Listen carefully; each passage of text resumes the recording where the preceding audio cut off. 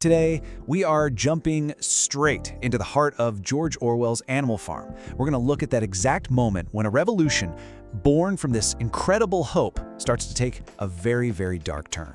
We'll explore how that dream of freedom in chapters 4 through 6 gets twisted into a total nightmare of control. I mean, this is the question of the whole book, isn't it? How on earth does a movement that's all about liberation end up building a system that's even worse than the one it fought to overthrow? Well, the answer is in all these subtle shifts of power, in the propaganda, and in the fear that we're about to break down. All right, so let's start at the absolute high point of the revolution. The animals have taken over, they're running the show, but of course their old master, Mr. Jones. Well, you didn't think he was just gonna let it go, did you?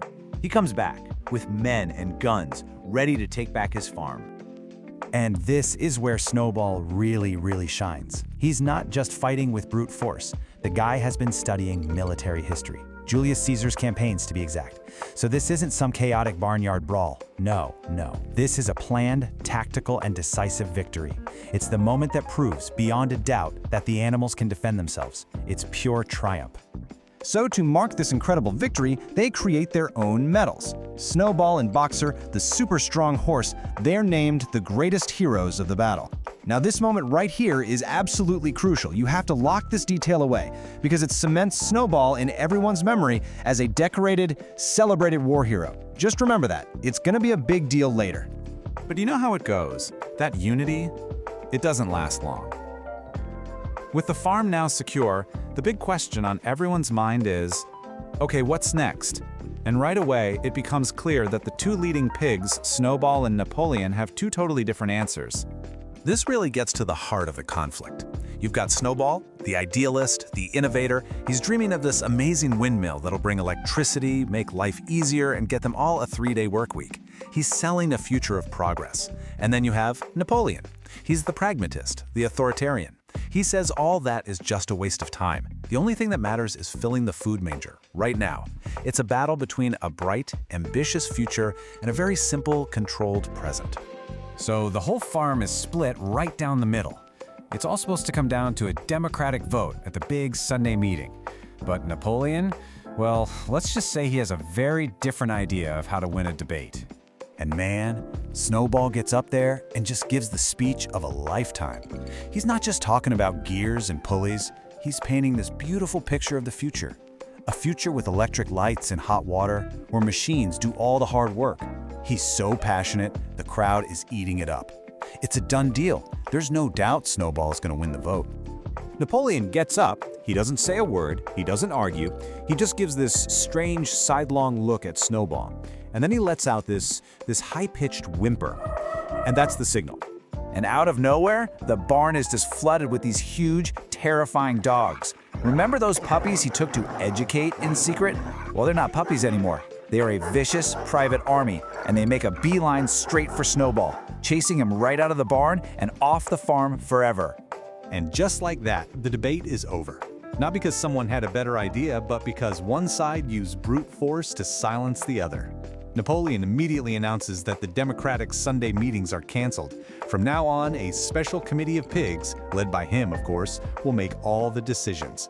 The era of debate is finished. The era of dictatorship has just begun.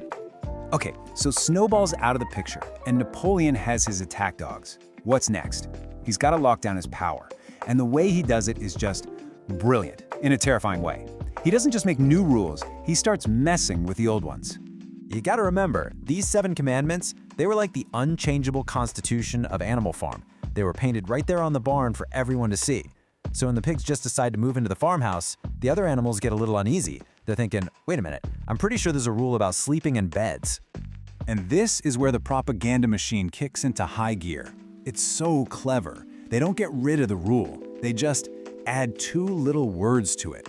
Squealer, Napoleon's mouthpiece, comes out and explains that the rule was never against beds, it was against sheets, a human invention.